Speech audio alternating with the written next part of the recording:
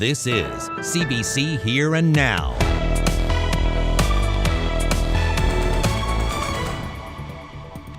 There is still no sign of Titan or its missing 5 crew. Signs of hope, though, with sounds underwater, banging noises, but time is running out and oxygen could be too. I'll have that story along with safety concerns coming up on Here and Now.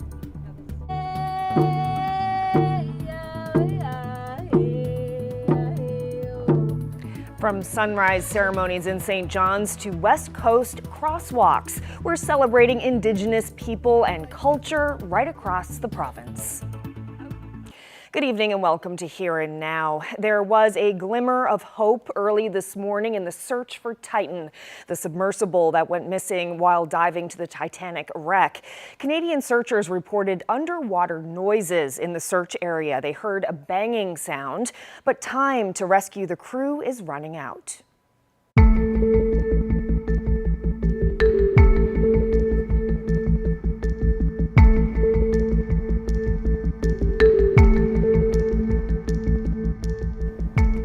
Here Now's Heather Gillis has been following this story all week, and she joins us now live with more. So Heather, what's the latest?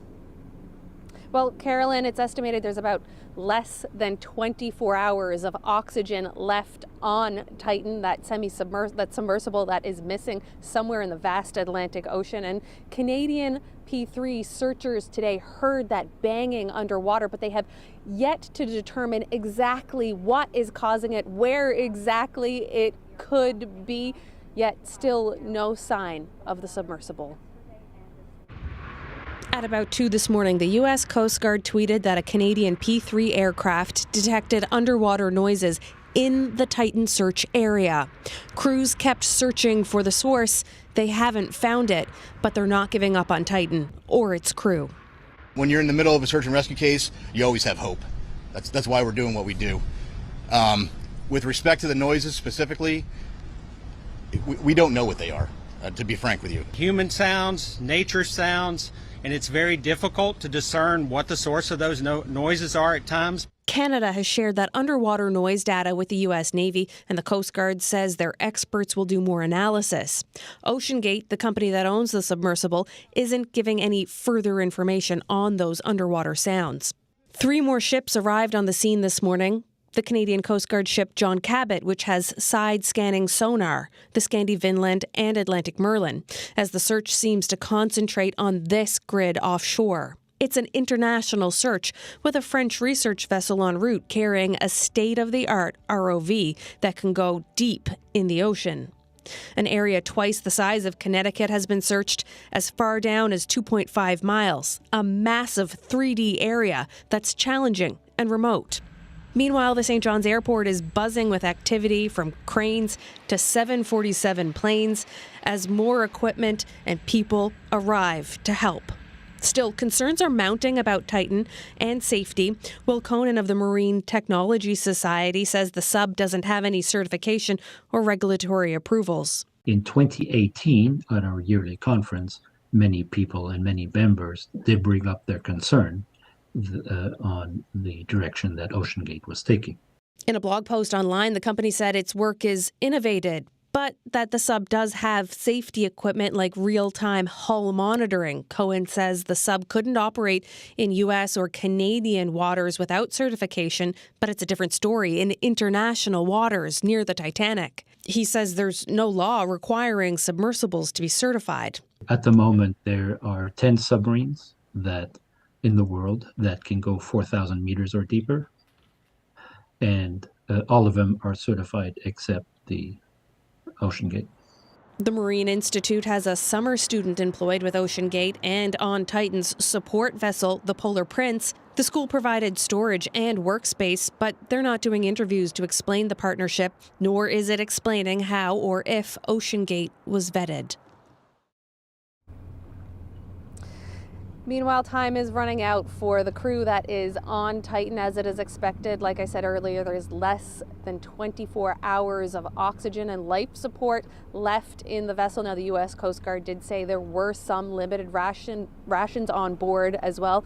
And there is a little bit more clarity about the timeline of what happened with Titan. I understand from the U.S. Coast Guard as well that it was launched on Sunday morning, and that would have been around 9:30 Newfoundland time. It was expected to rise back to the surface around 4:30 Newfoundland time, but as we know, it did go missing an hour and 45 minutes into its journey and was reported missing about 7 o'clock local time just after that. There is the possibility that there is enough air left in the tiny sub to last until tomorrow morning, but again, like we have been saying, time is running out. Searchers, though, not giving up, calling this a search and rescue mission. They still say that there is hope and that the search will continue. Thanks so much, Heather. That's Here and Now's Heather Gillis reporting live. Well, Horizon Maritime held a news conference late this afternoon. That's the local company that, in partnership with Mi'kmaq First Nation, owns the Titan support vessel, the Polar Prince. The company says its thoughts are with the crew of the missing sub. It also says all protocols were followed when Titan went missing. The Polar Prince is still at sea supporting the search along with 17 crew. Here's company co-founder Sean Leet talking about the mobilization of search and rescue equipment. Late last night, the Arctic crew loaded a U.S. ROV, which thanks to the U.S. military, arrived by air to St. John's Airport late yesterday. The vessel departed the Port of St. John's at 5 a.m. this morning and will arrive at the Titanic site tomorrow morning. We are very aware of the time sensitivity around this mission. Our crews and onshore team are experts in their fields and will continue to support this effort in every way we can. We remain focused on contributing to the search for the Titan crew and continue to hold out hope that they will be located and brought home safely.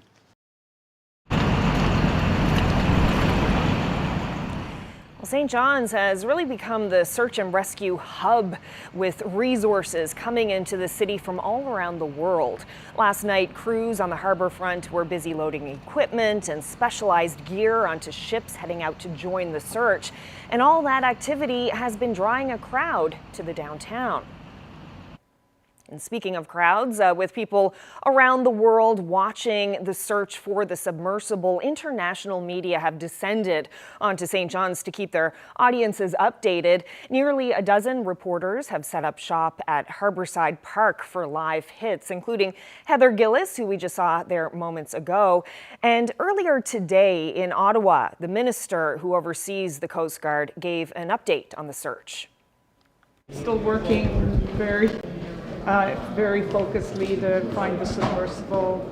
The John Cabot, the Coast Guard ship with the advanced deep sonar is on site now, and so we just have to remain optimistic. Keep working until we find the submersible. And again, I am very mindful of just how stressful and worrisome this is for the families and of course the submersible team, the explorer team. Well, I don't have information about the cost, but from my perspective at this point that is irrelevant. We are going to do everything that we can, which is why so many assets, 3 Coast Guard ships, naval assets, air, we need to do everything we can, and we are in partnership with the leads on this, which is the U.S. Coast Guard. We're going to keep working on it, and that's what matters, is that we have a chance to find this submersible and bring people to the surface.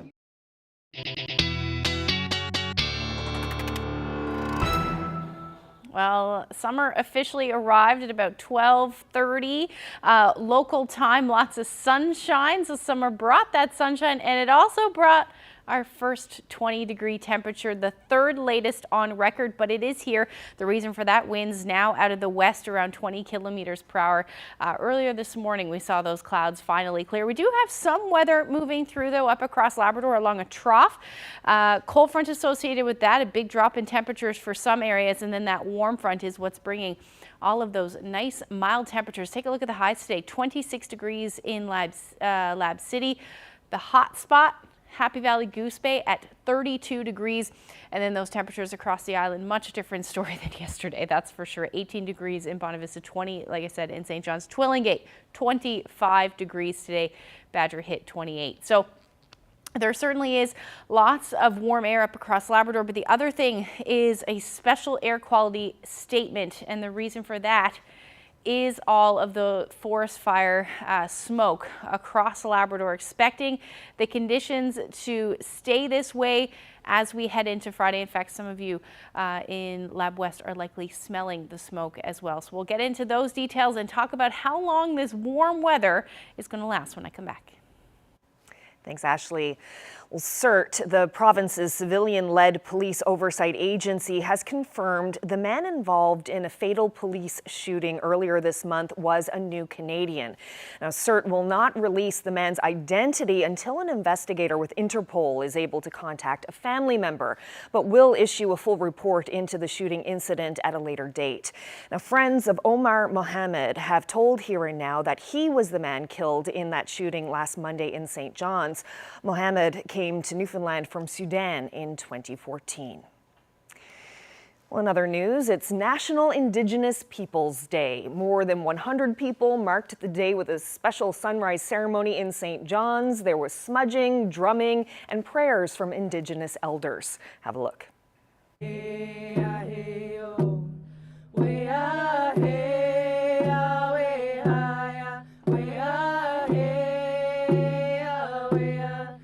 What does National Indigenous Peoples Day mean to you? To celebrate, remember and recall the original inhabitants of this side of the world and all over the world, that we were here first, and to remember our ancestors that worked so hard for us to come here, and that we want to pass on this pride and keep the spirit alive and to pass it on to the world. I feel that this is our contribution to lay the foundation of the spirit as Inuit as well.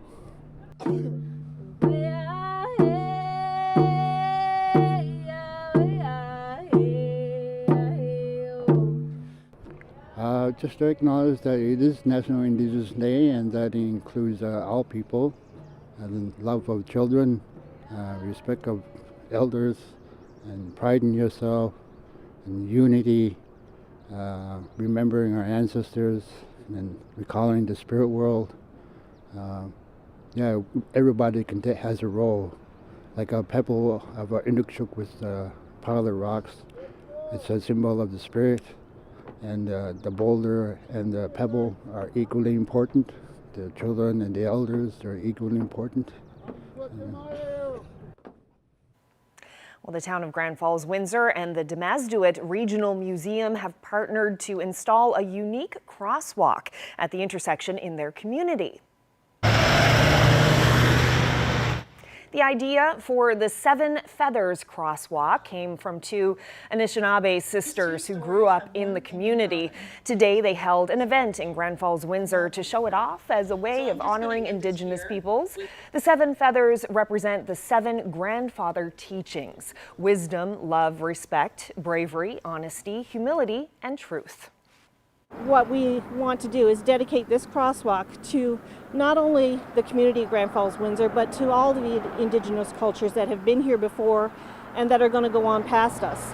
And it's there to remind us every day that as you go past, just be reminded of those seven things that can make a really good human being, and pass that along to the next person that you see. And it's the best way that we can see right now to celebrate Indigenous Day and to be proud of the heritage that we're really trying to reclaim, and that, you know, it's good to be proud. Well, junior high students in Deer Lake are embracing the Mi'kmaq culture this year, painting murals and taking part in other art projects at Xavier Junior High. That work was on display during a Truth and Reconciliation ceremony outside the school today. Here Now's Colleen Connors was there. So me and Sarah, we outlined and painted. Me and Emma and a couple of our friends drew and painted most of it, so it's really nice to have it up on the wall, and we're really proud of it. Honestly, I'm just really happy because as long as I remember growing up, there was never a lot of stuff like this in school, and it just means a lot to me because especially in Newfoundland, there isn't a lot of representation for like Cree and Mi'kmaq, so it's just really nice. I feel really proud because like this is like my first time seeing like art like this up in schools, and I feel like it's like growing more, and it makes me really happy. One of the things I love to see now that we didn't see in the past is that when students come to school, when Mi'kmaq students come to school in Newfoundland, they can see their culture reflected in their surroundings, and that's relatively new. We recently had a project called George, Paul, and the Honor Song Project. We reached out to junior high and high school students. We had 80 teenagers submit a project for that particular endeavor. And if you think how hard it is, how difficult it is to engage teenagers, I was gobsmacked. I mean, I just think it's wonderful. I just really like it because my elders, they always talked about how they never learned about this stuff and it was basically illegal. And I just think it means so much for me and so much for them that like their daughters and family is learning about this, and it just means a lot to me. It makes me just like really happy that we're like getting past the past and like starting a new future. I think students and people in general are finally becoming aware of First Nations peoples and aware of our real story and our real history, which was never ever told, you know, unwritten and untold. So now that people are actually, in large part because of Truth and Reconciliation, able to talk openly and frankly about our real history and why things evolved the way they did, it's a lot easier to stand tall and proud and acknowledge who you are as an individual and as a person.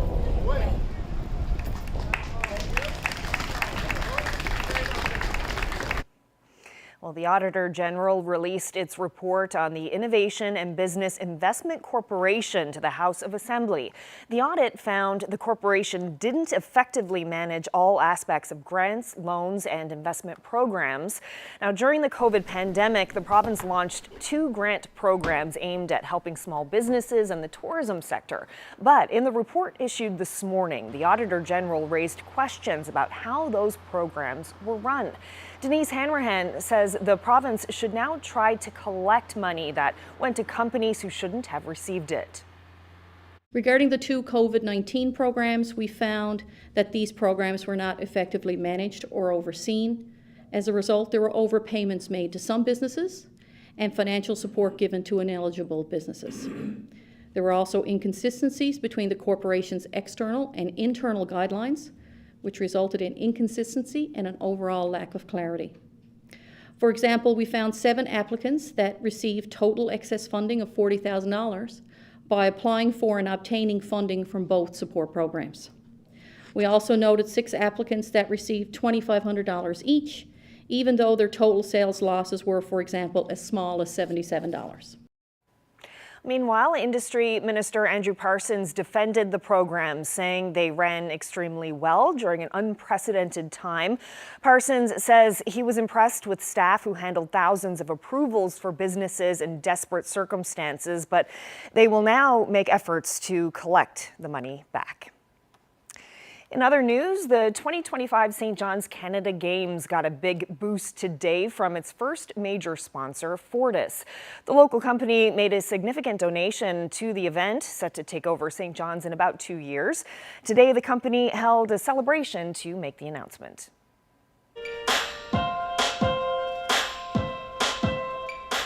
Well, Canada Games receives a lot of support from different levels of government. The games are also powered by companies in the local communities that help support the games. And at Fortis, we know a thing or two about power, and so we want to make sure that the games are energized as they can be. On behalf of Fortis and our employees, I am thrilled to announce that we are donating $1 million to the 2025 St. John's Canada Games. And I'm pleased to announce that the Center for Excellence now has an official name. And I'd like Jocelyn, Gary, and Jim, as well as Kirk and Nicole, some prior Canada Games athletes, to come on up and help us unveil what that name is. The Fortis Canada Games Complex, Complexe des Jeux du Canada.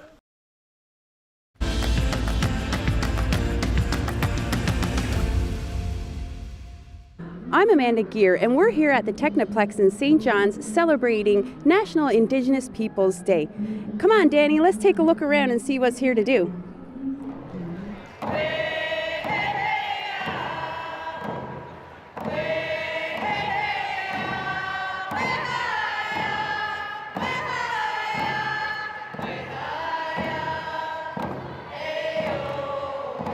Right now we're here at the braiding station. Let's check out what's going on. We're here with Matea Bradford Gear. Matea, what's going on? Well, I'm down here at the Technoplex braiding people's hair.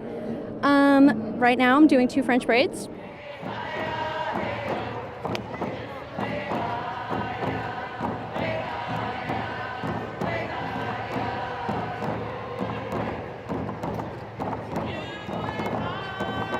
I'm here at Queer Beads Table. Tell us what you're selling today. I'm selling beadwork and some stickers and water bottles, some medicine boxes, just kind of like Indigenous pop culture themed.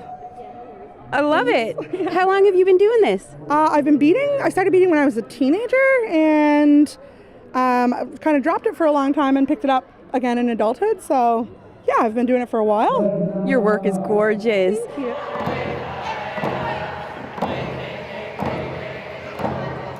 Now, Danny, I'm finishing up my tour in the Trapper's Tent from Labrador. This is Amanda Gear, CBC News, St. John's.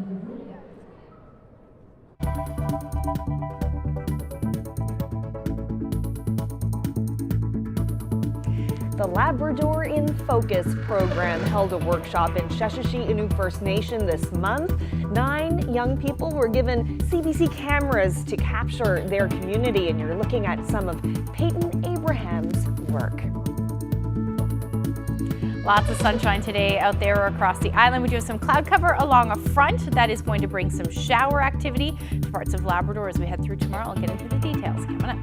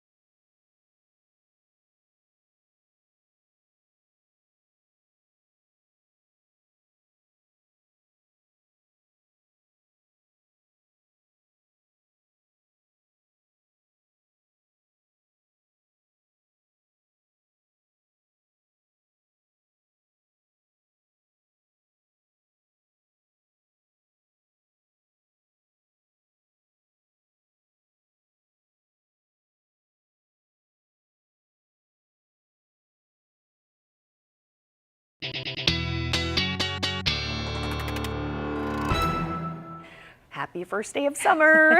Yeah, it's great. And the exciting. temperatures were great in the St. John's area. Lots of sunshine as well. It was a great first day. Yeah, summer really knows how to show up finally, which is really lovely. It was a chilly start though to the day. It was. Let's take a look at your temperatures. 3 degrees in St. John's. I saw a couple of people posting on social media that they left the house in a winter jacket and they are currently in shorts. That basically sums up Newfoundland and Labrador weather in one sentence. But temperatures this morning bottomed out at -4 in Badger, -1 in Twillingate this morning. A little warmer though towards the southwest and especially up across Labrador. 19 degrees was the overnight low in Makkovik and 14 in Happy Valley Goose Bay. So temperatures, all that mild air, like I said, through parts of Ontario, even into Quebec, and then edging in up across Labrador. So 32 degrees in Happy Valley Goose Bay today, 30 in Cartwright, 32 in Mary's Harbour. So Nain was the first one to officially to reach the 30-degree mark yesterday, but a front has moved through and your temperature is much different right now. And then across the island, we do have those temperatures well into the 20s, 28 degrees today in Badger, 25 in Twillingate, 26 in Gander. And if you missed it earlier, St. John's finally reached the 20-degree mark. That is the third latest on record. Here's what's going on. We got an area of low pressure just south of Greenland, couple of fronts associated with that, and that is sparking some showers up across Labrador, and we'll continue to do so as we head through the night tonight. But as you can see, not a whole lot on the go, just some high clouds starting to move in across the island. That will generally be the story as we head through tonight. And then there's that cloud cover, spotty showers along with some poor air quality, and that's thanks to the forest fires in Quebec and that smoke. So temperatures, like I said, much different story. 6 degrees in Nain at the moment. Makkovik down to 20, same thing in Cartwright. And then temperatures are slowly dropping across other parts of Labrador as well. Still a beautiful evening though in Mary's Harbour, 27 degrees and still 28 in Badger. So evening temperatures tonight are going to drop off, but they're going to stay fairly mild across the island. We will see those showers though for coastal areas of Labrador as we head through the night tonight, even through western and central areas. Just a slight chance tonight anyway. Most of us across the island will be seeing just partly cloudy skies overnight tonight. There's your temperatures. Like I said, we've been struggling to reach the double digits as a daytime high in St. John's for so long. Our overnight low only going down to 12 degrees tonight. So it will feel very warm. Westerlies will be gusting around 40 kilometers per hour. Otherwise, 16, 17 degrees overnight tonight through parts of central northern peninsula, a tad cooler, single digits.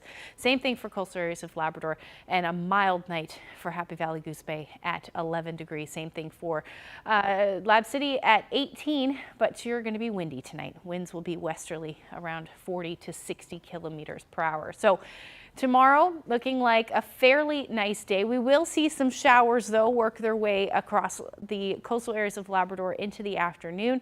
Otherwise, a generally lovely day tomorrow across the island.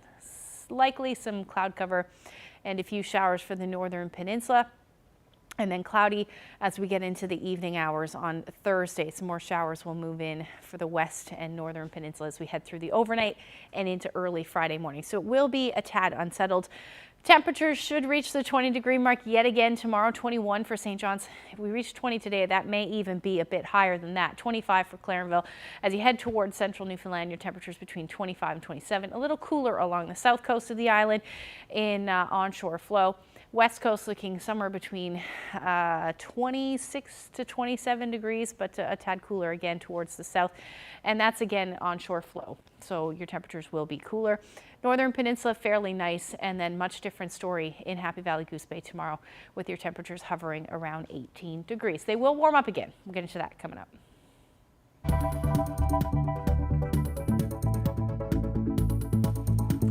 These photos were taken last month in St. John's Harbour. St. John's is the departure point for OceanGate's diving expeditions to the Titanic wreckage.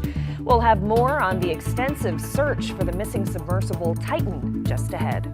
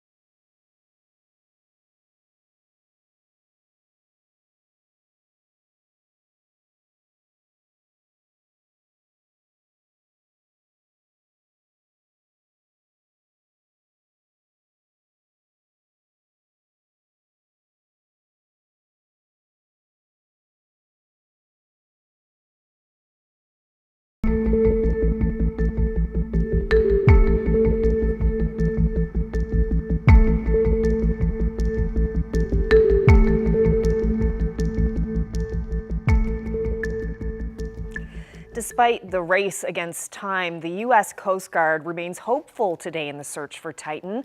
More than 12 hours after noises were heard underwater, there's still no definitive sign of the submersible. Here's more from today's news conference in Boston. A couple things. One, I think when you're in the middle of a search and rescue case, you always have hope. That's why we're doing what we do.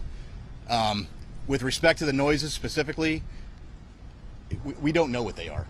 To be frank with you, the P3 detected noises. That's why they're up there. That's why they're doing what they're doing. That's why they put sonar buoys in the water.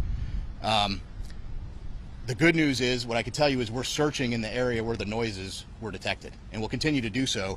And we hope that when we're able to get additional ROVs, which will be there in the morning, the intent will be to continue to search in those areas where the noises were detected, and if they're continuing to be detected, and then put additional ROVs down in the last known position where the search was originally taking place. I am not a trained ear for underwater aquatics. That's why we have a team of experts that are analyzing that data. That data was sent immediately to the Navy last night, and it was analyzed overnight. They're still looking at it, but I can tell you that it's inconclusive. But again, I think the important piece is we're searching in the area where the noises were detected. Captain, you didn't talk about a timeline. Can you talk about what timeline you're working on in conjunction with the teams that are there? It's a timeline in what respect? How much oxygen they have left on? Oh, okay. So we talked about the oxygen number. I think you're all tracking the oxygen number. I think there's an important point with that, though. The oxygen, that's just one piece of data, right?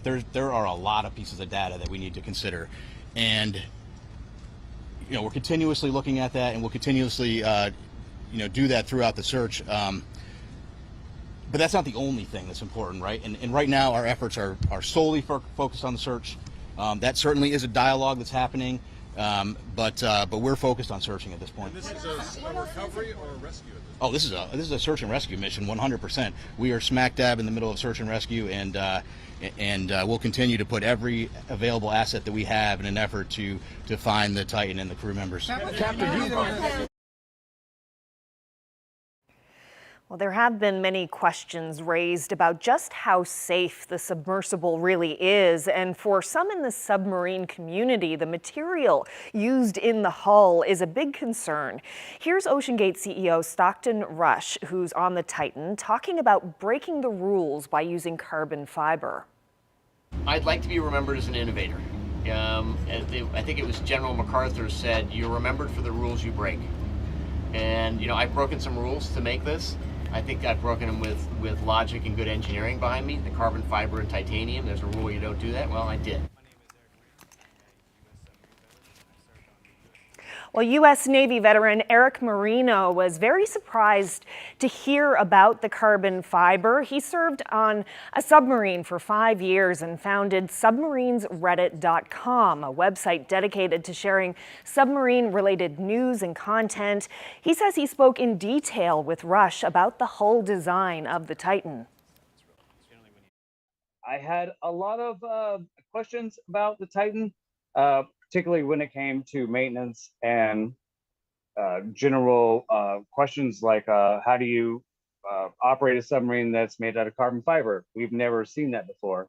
If you talk to anybody in the submarine community, nobody's ever experienced or seen a carbon fiber hull at this point. Every submarine that is built is generally made out of metal, some kind of metal, aluminum, titanium, or whatever.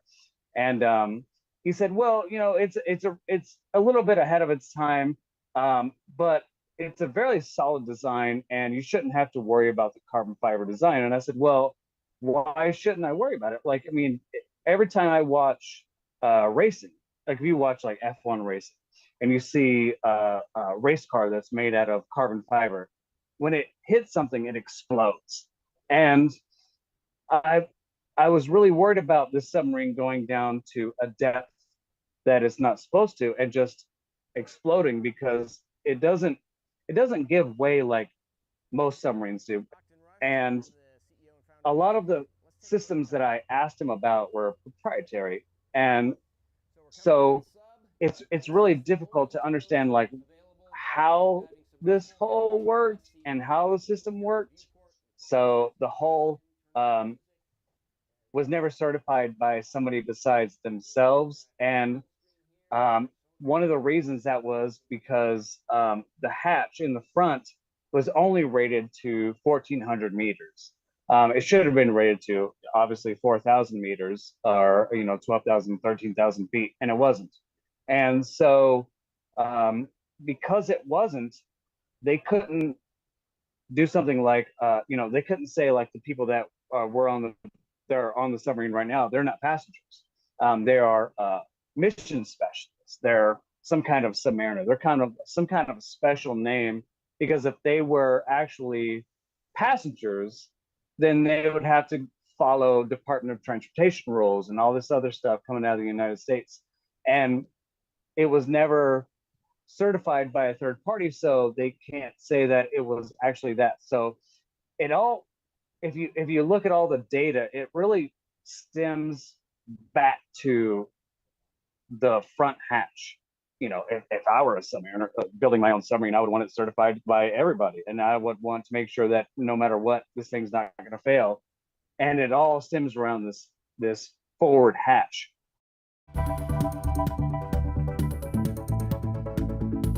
Well, time has certainly taken its toll on these two Chinese lions here at the Mount Pleasant Cemetery in St. John's, where many Chinese people are buried. There was a man who had a last wish, and it was to replace these lions, and that wish is coming true. That story coming up.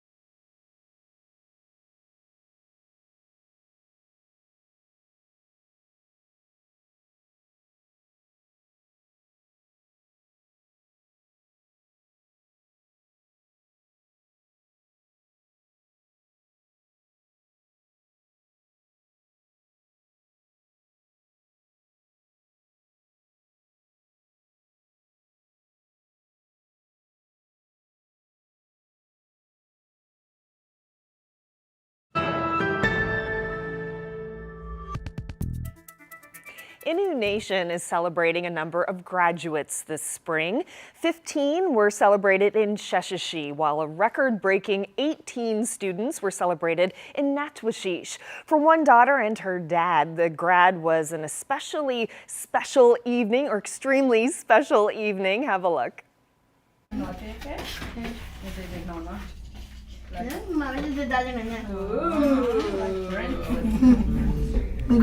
You're going so fast, right?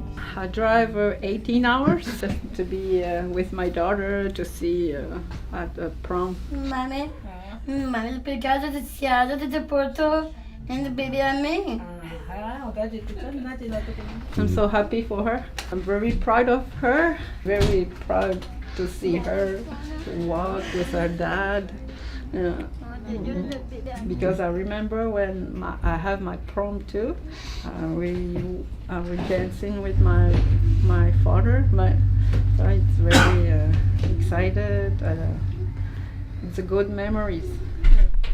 Daddy? Yeah? My princess. My daughter is very special. I'm very happy for her right now. It's very emotional for me because she saved my life many times. In life, it's very hard sometimes to see your path, and sometimes she showed me that the path of life, you know.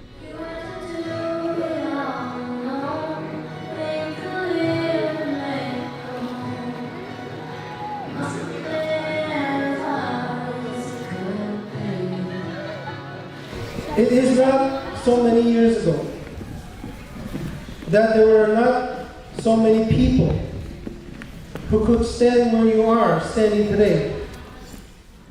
I think everybody in Goose Bay and Sissy knows Ashley pretty well, and you know, everybody say hi to her. And her brother and her sister and her grandmothers drove 18 hours to get here. You know, it's meaning a lot to us, and to bring the family together for this special day. Supposed to graduate 2 years ago, but the COVID thing, and they canceled the proms, and I think she deserved a prom.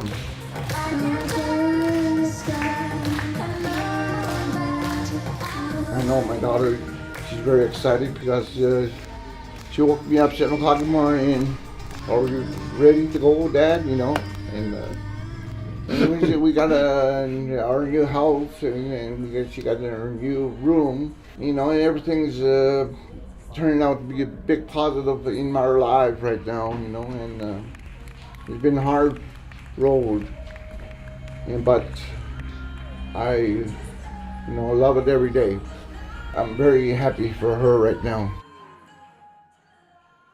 Well, these Chinese lions at the graveyard here in St. John's at Mount Pleasant Cemetery, they're getting a little long in the tooth, but there was a man, an upstanding man in the Chinese community, and one of his wishes was to have these lions replaced, and that goal, that wish, is very close to coming true, and two gentlemen are joining me now to talk about that, Bill Ping and Peter So. So you guys are pretty excited, I guess. Oh, yeah.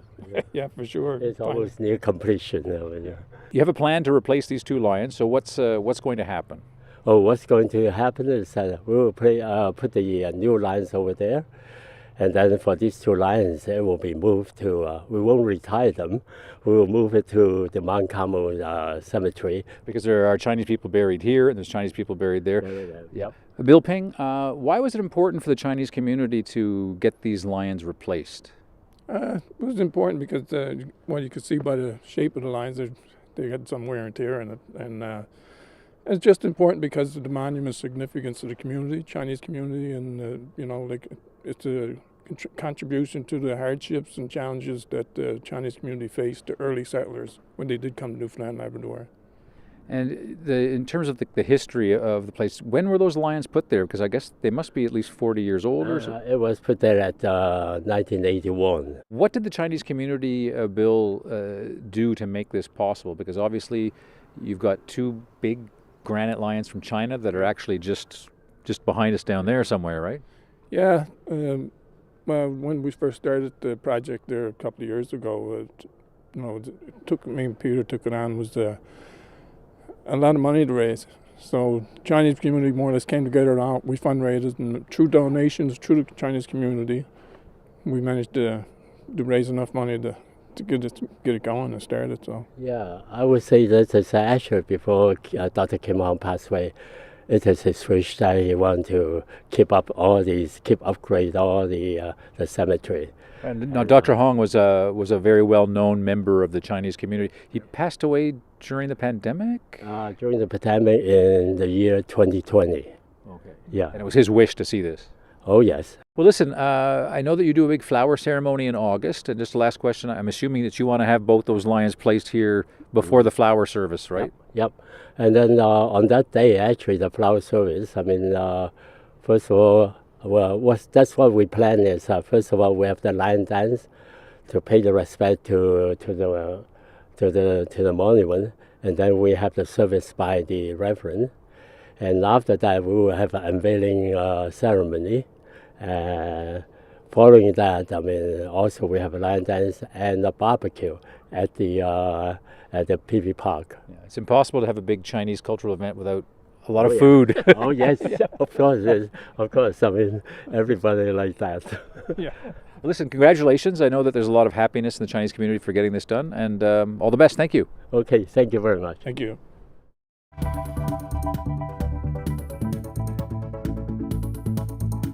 Okay, so here are Peyton Abraham's photos. We were saying earlier that Peyton is part of the Labrador in Focus program with Sheshatshiu Innu First Nation. So you're looking at some of Peyton's beautiful work. So I planned out the first 35 feet, which was supposed to go to the water fountain back here, and it just kind of kept going. And a giant mural has taken over this Mount Pearl hallway. Meet the students working to finish it before the final bell. Coming up.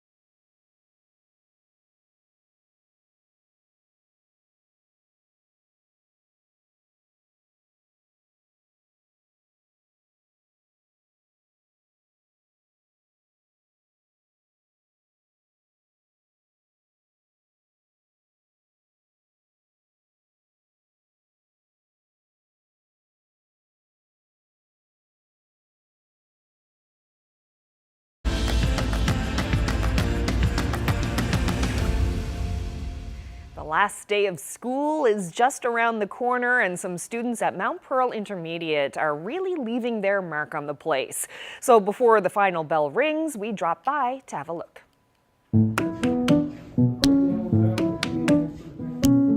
Looking back at all the projects and things you did at school this year, how does this compare? Probably the one that I find was most worth it to do. I don't really think anything could compare to the amount of space that we have done.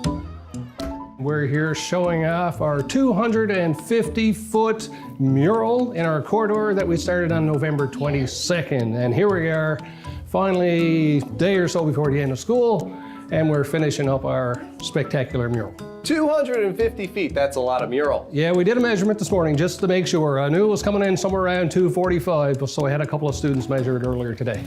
Hi, my name is Rod Beck. I'm the art teacher at Mount Pearl Intermediate in Mount Pearl. I got here in September, new position, and every time I came out my art room door, I was confronted by a big blank wall.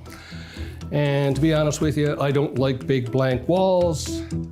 So I planned out the first 35 feet, which was supposed to go to the water fountain back here, and it just kind of kept going.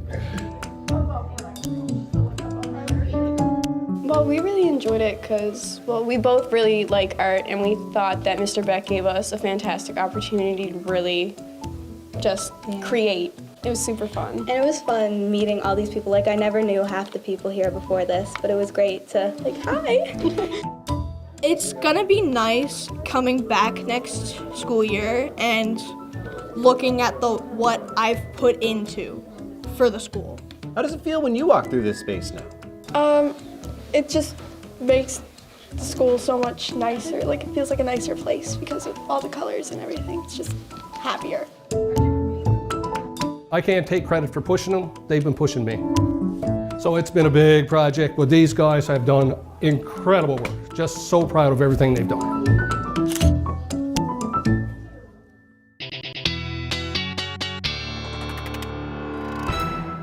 That's some pretty impressive work there, for sure. Definitely brightening things up, and today definitely brightened things up across the province as well with some sunshine.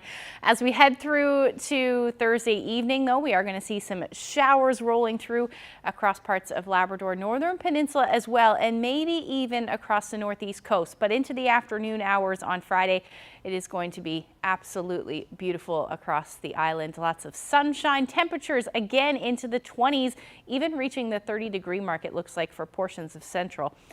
Gander, Grand Falls, Windsor, even Corner Brook hovering around 28 degrees. Now you're going to stay cooler for the Northern Peninsula, only about 12 degrees for those of you in St. Anthony, coastal areas of Labrador as well. Back to the single digits for Nain. Unfortunately, it was a cool day today, but it is going to be cool again on Friday.